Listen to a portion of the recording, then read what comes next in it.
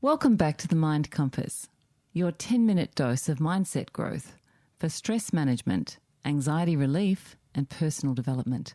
Wada. And g'day listeners, I'm Michael. And I'm Janet. And today we're delving into a topic that's essential for building meaningful relationships and thriving in all areas of life. The power of listening. In today's episode, you will learn how empathetic listening can deepen your relationships and strengthen connections. We'll give you some practical tips to improve your listening skills from experts like Julie and Treasure. And we'll give you simple yet powerful habits to become a better listener and strengthen your communication. Let me ask you something. Are you truly listening to the people around you? Not just hearing, but listening with empathy and intent. If you're not sure, that's okay. Because today we're exploring how empathetic communication can transform your relationships and deepen your connections. Let's start with this gem from Stephen Covey. Most people do not listen with the intent to understand. They listen with the intent to reply. Isn't that the truth? Think about the last conversation you had. Were you really listening, or were you waiting your turn to speak? Or even someone else that you've been talking to, when are they really listening, or are they just waiting for their turn to speak? Covey's quote reminds us that effective listening is not about preparing your next argument or clever comeback. It's about understanding the other person's perspective. And when you do that, magic happens. Take, for example, Oprah Winfrey. Oprah is celebrated for her ability to connect deeply with her guests. She often says, the greatest gift you can give someone is your full attention. By truly listening, she creates an environment where people feel safe to open up, to share, and to be vulnerable. And that's what makes her interviews so impactful. Stephen Covey also said, seek first to understand and then be understood. And this principle is the cornerstone of effective communication. It means that before expressing your own thoughts, you take the time to truly understand the other person's point of view. Imagine this. You're in a disagreement with a colleague about a project, and instead of jumping in to defend your position, you pause and ask, can you help me understand why you think this approach would work best? This simple act of listening fosters trust, lowers defensiveness, and opens the door for collaboration. So seeking first to understand isn't just a technique, it's a mindset and a paradigm that can transform any conversation. Another powerful example of the transformative power of listening comes from Nelson Mandela. Mandela was a master listener. He didn't just listen to his allies, he listened to his adversaries too. He believed in hearing every perspective, even those he disagreed with. This ability to listen deeply played a pivotal role in South Africa's reconciliation process. He proved that listening is not a passive act. It's a tool for healing and progress. Let's consider a scenario from everyday life. Think about someone close to you, your partner, a friend, or a colleague.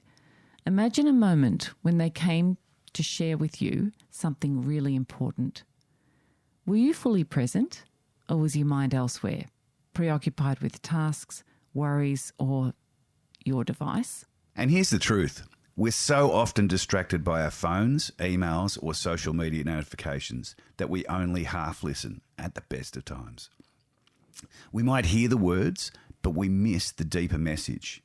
And this surface listening can leave others feeling dismissed or unimportant, even when that's not our intention. And the research is clear. Multitasking with devices reduces not only comprehension, but also emotional connection.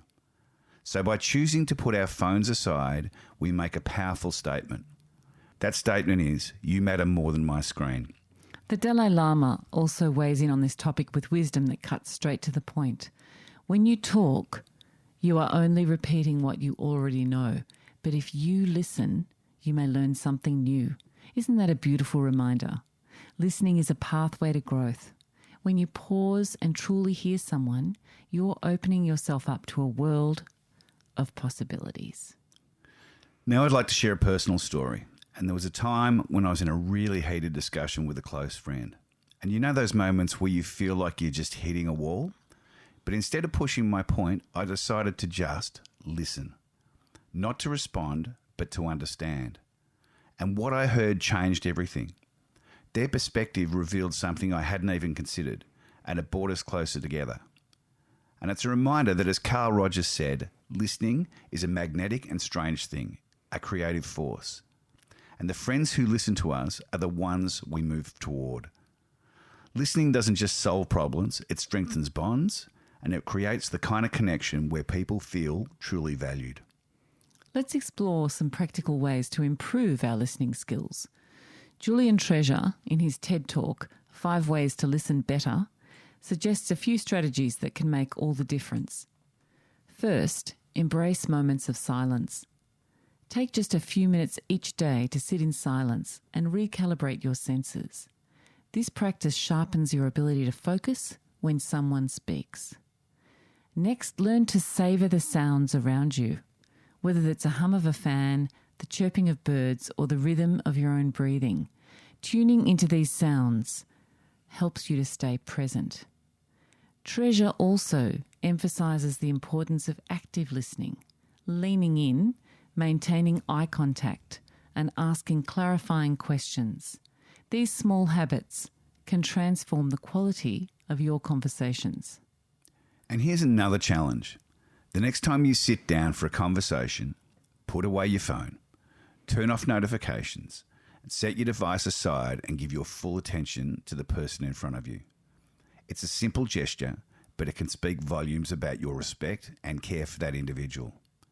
And when you model active listening, you inspire others to do the same. And you can even use reflective listening techniques, which are repeating back what you've heard in your own words to ensure that you've understood correctly. For example, saying, so what I'm hearing is such and such, or this or that, not only helps confirm comprehension, but shows the other person that their words absolutely matter. Before we wrap up, let's visit Maya Angelou's words. People will forget what you said. People might forget what you did, but people will never, ever forget how you made them feel. When you listen with empathy, you're making someone seen, heard, and valued. And that's the foundation of any strong and lasting connection. So let's leave you with one final thought. Listening isn't just about others, it's also about listening to yourself.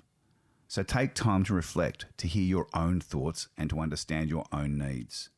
Self-awareness starts with listening within. What is your inner dialogue telling you? Are you ignoring your own needs or emotions? By practicing both external and internal listening, you create a balanced and fulfilling communication style that benefits both your relationships and your personal well-being. Thanks for tuning in to The Mind Compass. If you found today's episode valuable, please share it with someone who could benefit from it. Don't forget to subscribe and leave a review. And let's continue growing together, one mindset shift at a time. Stronger connections start with the power of listening. Until next time, take care and keep navigating your journey with purpose. Love and blessings. See ya.